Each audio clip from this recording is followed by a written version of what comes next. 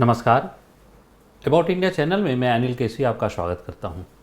About India channel का वास्तविक उद्देश्य भारत की संस्कृति और भारत के विरासत से आज की युवा पीढ़ी को परिचय कराना है और इसके अंतर्गत हम लोग पर्व त्योहारों की श्रृंखलाओं को भी लेकर आए हैं और उसकी प्लेलिस्ट हमारे चैनल पर मौजूद है।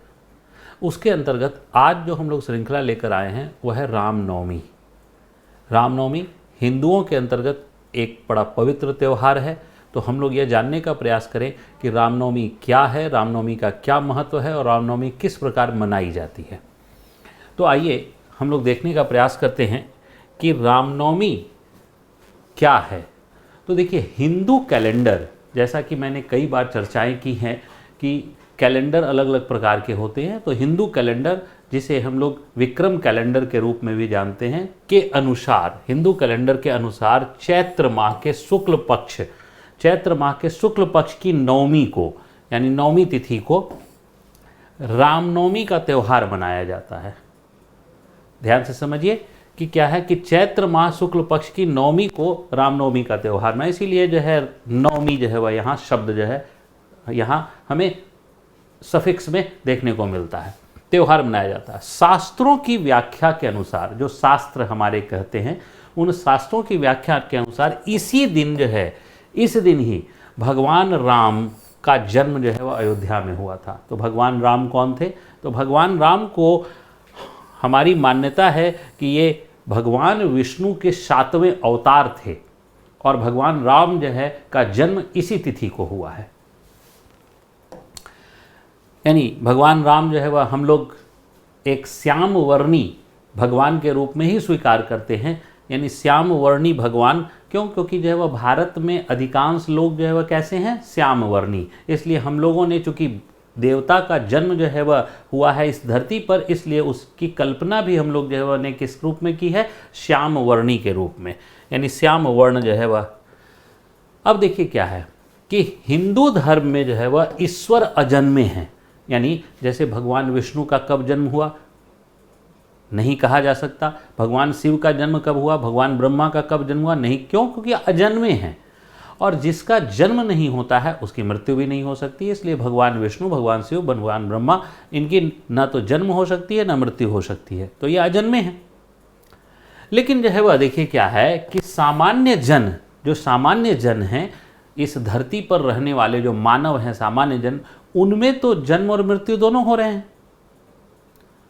तो जन्म और मृत्यु दोनों हो रहे हैं और जन्म की खुशी भी है और मृत्यु का दुख भी है। तो ईश्वर के माध्यम से यह बताया जाता है कि दरअसल संदेश परिचित कराया जाता है कि ईश्वर के अवतार का भी जन्म और मृत्यु दोनों होता है। ईश्वर तो अजन्मे हैं, लेकिन जो ईश्वर के अवतार हैं उनका जन्म भी होता है, उनकी मृत्यु भी होती है। जैसे भगवान राम का जन्म हुआ, भगवान राम की मृत्यु हुई, भगवान कृष्ण का जन्म हुआ, भगवान कृष्ण की मृत्यु हुई। लेकिन भगवान विष्णु अजन्मे हैं। तो इसलिए जो है वह देखिए क्या है कि ईश्वर के अवतार के रूप में जन्म और मृत्यु का संदेश दिया जाता है और इसके माध्यम से जो है वह क्या है, तो आम जीवन को यह संदेश प्राप्त है कि जन्म की खुशियाँ और मृत्यु का दुख दोनों ही प्रत्येक मानव जीवन का अभिन्न अंग है। यानी ये कोई भी परिवार या कोई भी व्यक्ति ऐसा नहीं है जिसके भाग्य में यह न आया हो कि उसके यहाँ जन्म की खुशियाँ ना हुई हो और जो है या मृत्यु का जो है वो गम ना हुआ हो। तो उसके परिवार में ये होना ही होना है। इसलिए ईश्वर के माध्यम से यह संदेश जो वह बताया जाता है ताकि हम लोग इसके लिए मानसिक रूप से क्या रहें, तैयार रहें। जन्म की बहुत अधिक खुशियां ना मनाएं और जो है वह मृत्यु का बहुत अधिक गम ना मनाएं। अब देखिए, रामनवमी का त्यौहार किस प्रकार मनाया जाता है। तो इस दिन उपवास की जाती है, पूजा अर्चना की जाती है, जुलूस निकाले जाते हैं इस दिन। अब इस दिन मान्यता है कि इसी दिन उपवास से, दरअसल उपवास का क्या फायदा है, तो उपवास से जो है वह क्या मिलती है, तो उपवास से शक्ति, कौन सी शक्ति? मन की शक्ति, बुद्धि, पवित्रता, धैर्य, ये सब प्राप्त होता है। उपवास का लाभ जो है वह किस रूप में? मन की शक्ति के रूप में, बुद्धि के विकास के रूप में, पवित्रता के रूप में, धैर्य के रूप में। और ऐसे भी साइंटिफिकली भी जो अगर कहा जाए तो उपवास क्या करता है, हमारे बॉडी में जो टॉक्सिक एलिमेंट जन्म लेते हैं उसको डिटॉक्स कर देता है। इसलिए उपवास होना भी कभी कभी जरूरी होता है, डिटॉक्स कर देता है बॉडी को। तो उपवास, इससे वृद्धि होती है। अब इन्हीं सब की वृद्धि क्यों? शक्ति, बुद्धि, पवित्रता, धैर्य, क्योंकि भगवान राम जो है वह इन सभी के प्रतीक थे।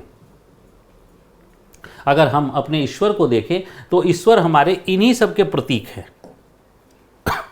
सॉरी, रामनवमी की पूजा, भगवान राम की पूजा तो की ही जाती है, लेकिन रामनवमी में भगवान राम के साथ साथ हनुमान की भी पूजा की जाती है। अब हनुमान या बजरंगबली की पूजा क्यों की जाती है? तो मान्यता है कि राम के अनन्य भक्त जो है वह कोई हैं तो वह है हनुमान। इसलिए अगर भगवान राम को प्रसन्न करना है तो आप बजरंगबली या हनुमान की पूजा कीजिए, इससे भगवान राम प्रसन्न हो जाते हैं। इसलिए बजरंगबली या हनुमान जी की भी पूजा की जाती है। अब आते हैं, देखिए यही बजरंगबली हुए, और बजरंगबली जो है वह अनन्य भक्त जो है वह किसके? भगवान राम के, और इसलिए जो है वह इनकी पूजा की जाती है। हम लोग कुछ चित्रों के माध्यम से भी समझने का प्रयास करेंगे। देखिए ये जो है वह पटना, बिहार की राजधानी पटना है, और इस पटना में ये एक जो है वह हनुमान जी का मंदिर है। और देखिए ये किलोमीटर की लाइन, लंबी किलोमीटर की लंबी लाइन हनुमान जी की पूजा के लिए जो है वह खड़ी है, बजरंगबली की पूजा के लिए खड़ी है। ये रामनवमी का दृश्य है, और प्रत्येक वर्ष हमें रामनवमी का दृश्य ऐसा ही देखने को मिलता है। सिर्फ कोरोना के काल में जो है वह यह देखने को नहीं मिला था।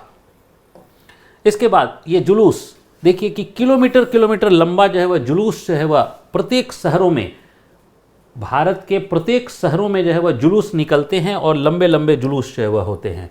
जुलूस में इस प्रकार के ढोल नगाड़े जो है वह आदि का भी जो है वह आयोजन जो है वह होता है, और ये जुलूस जो है वह हम लोग देख सकते हैं। ये जुलूस की जो चित्र है वह हजारीबाग, यानी झारखंड में एक जो है वह शहर है जिसे हम हजारीबाग कहते हैं, वहाँ का है। और ये जुलूस जो है वह कहाँ? तो ये जमशेदपुर, झारखंड में एक जमशेदपुर नाम का शहर है, वहाँ उस शहर का जो है वह जुलूस है। यानी इस प्रकार की रामनवमी की जुलूस जो है वह निकाली जाती है। ये वाराणसी, रामनवमी के दिन वाराणसी में जो है वह क्या होता है? स्नान ध्यान करके तब जो है वह भगवान राम की पूजा की जाती है। क्यों? क्योंकि वाराणसी एक पवित्र जो है वह क्षेत्र माना जाता है, और वहाँ पर स्नान करके जो है वह भगवान राम की पूजा की जाती है। इसके बाद जो है वह ये रामनवमी के जुलूस में पालकी भी निकाली जाती है, क्योंकि भगवान राम का जन्म हुआ है तो शिशु के रूप में उनकी पालकी निकाली जाती है। उन पालकी का जो है वह को लोग खींचते हैं। ऐसा भी जो है वह प्रथा जो है वह हमारे यहाँ मौजूद है।